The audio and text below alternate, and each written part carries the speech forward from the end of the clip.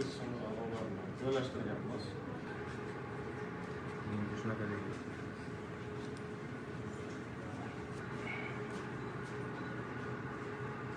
Yoshlar va talabalar festivali juda katta, chiroyli kayfiyatda boshlab yubordik.